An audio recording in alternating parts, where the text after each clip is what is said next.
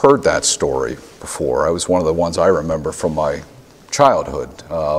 And I'm surprised I didn't have more nightmares about it. But, you know, over the last few years, thousands and thousands of people have read a book in this culture called The Hunger Games. Kids and adults alike. And last year it was made into this major blockbuster. The second edition of that series, there'll be a movie later on this year.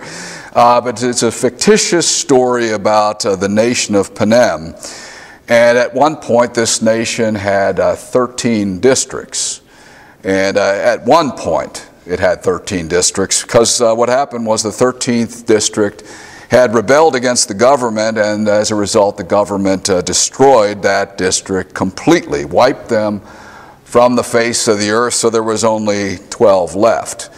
But what was interesting in that book, the result is punishment, and to quell future rebellions, the government instituted this thing called the Hunger Games, an annual thing called the Hunger Games, whereby they appointed one male, one female from every district, and they were, in a sense, were forced to compete in these games. You really had no choice. You were forced to compete, and it was a survival of the fittest competition where one person lives, the rest of them die. Okay, bear with me. It sounds horrible. And it is horrible, but it's a story in which the government clearly orchestrated this cruel spectacle. They televised it. There were screens everywhere. Anywhere you went, you could see what was going on. The district that won was going to get the sort of extra rewards for 1 year. The others would go away empty, but the clear thing was every single district got the same message: don't rebel. Do as you're told. The capital is in charge. Don't mess with us. And, you know, people had wanted me to read this book for so long. It was like, have you read it? Have you read it? And I just said, no way am I going to read it.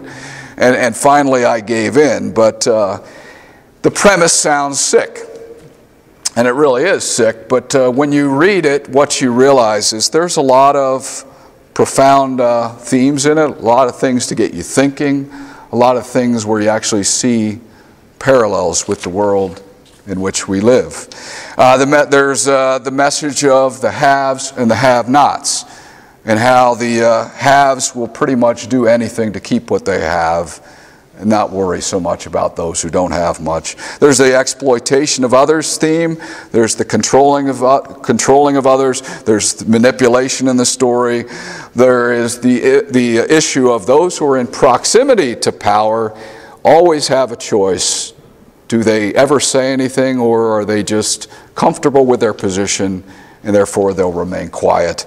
There's also the issue of learning to stand up and be true to yourself, standing up even if it's difficult, about learning to say, this is not right, and doing something about it. So I think about that story, you know, you realize those are the same, almost the same exact themes you find in the book of Exodus. And you realize the biblical story is Israel telling their own story from their perspective and retelling it in every generation. And as we look at the story of Moses, we have to remember, yes, indeed, that is, they're telling their own story for every generations.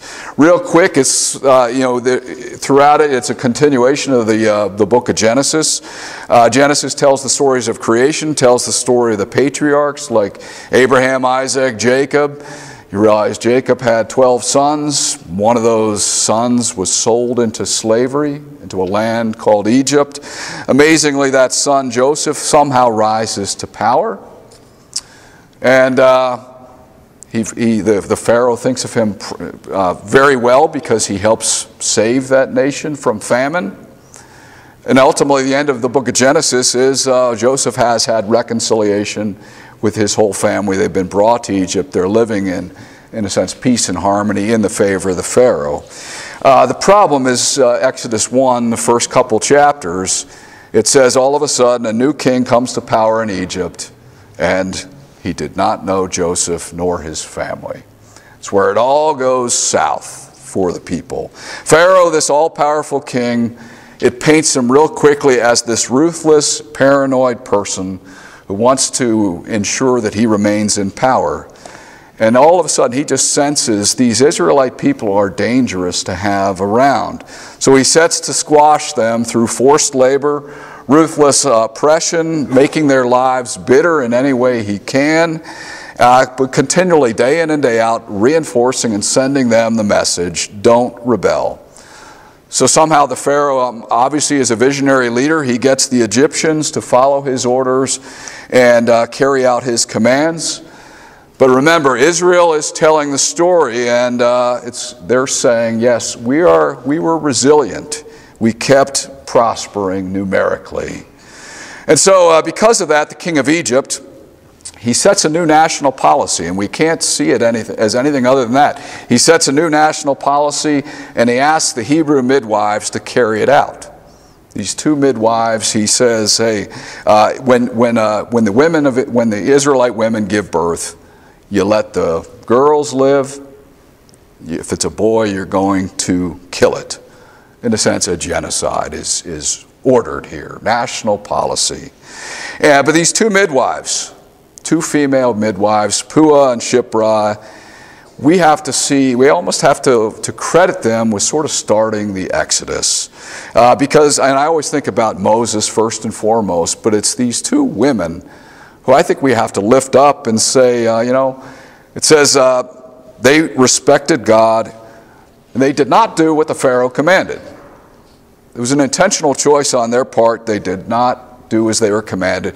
In a sense, they made up a lie. They said, they give birth so quick we can't even get there. And what they did really was creative disobedience. It's what we would call standing up and not cooperating with evil. There's stories of that in every generation of creative disobedience, and so often it's the women who do that. And so Pharaoh, the king of Egypt, in all his madness, is sort of perturbed by this. And so he sets, in a sense, a secondary national policy. The order is given to every Egyptian. It says if you see a male baby, throw him into the river Nile. Again, this national policy, but it's broadcasting it further to get more people involved in carrying out that vision. And into that world, a dangerous, dangerous world, Moses is born. This Israelite child, born with a target on his back. And what we have to see in his story then is 3 more women get involved in saving him, in bringing him into adulthood, giving him a chance to live. His mother stands up. She doesn't throw him in the river. She puts together, in a sense, a Hail Mary, puts a basket, the waterproof basket, pushes it off, and hopes for the best. Second person, the sister, follows along, and certainly that's dangerous for her to be in proximity. But she follows all the way down to the point where Pharaoh's daughter discovers this child. And you recognize the sister calls out to the Pharaoh's daughter, which could have been very dangerous for her. But she offers a suggestion of someone who could provide care. But the Pharaoh's daughter, it says, is moved with pity. She realizes this child is in danger. She realizes this child is there because of her father's order. Again, creative disobedience. Even the Pharaoh's daughter stands up against her father's evil plan. Pharaoh wanted to topple and knock down these Israelites like a bunch of dominoes. We all can picture dominoes falling, and Pharaoh wanted all the dominoes flat as can be. But it's these bunch of women in a sense, who say, we're going to stand up. We're going to stand up against this. These 2 midwives stood up to preserve life.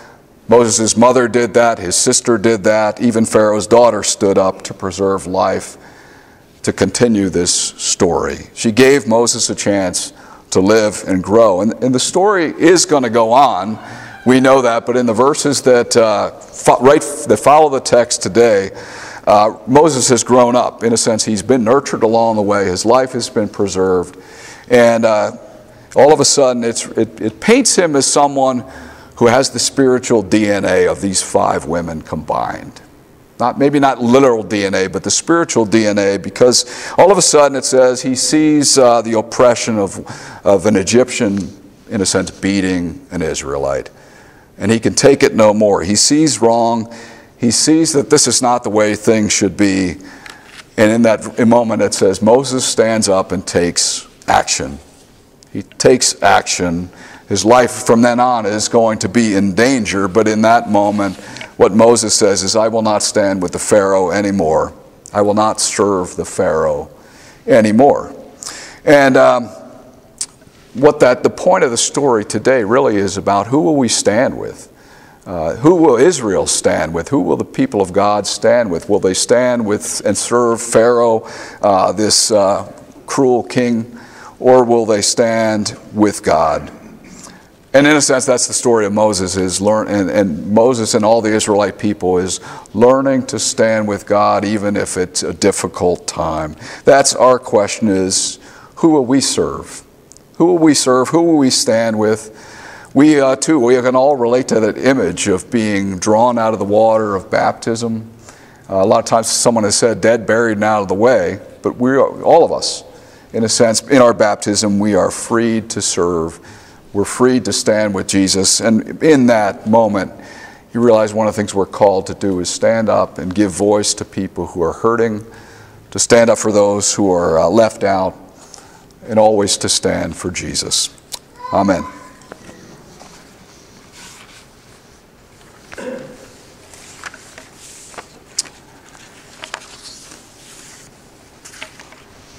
Would you please stand and join me as we join together in the Lenten affirmation.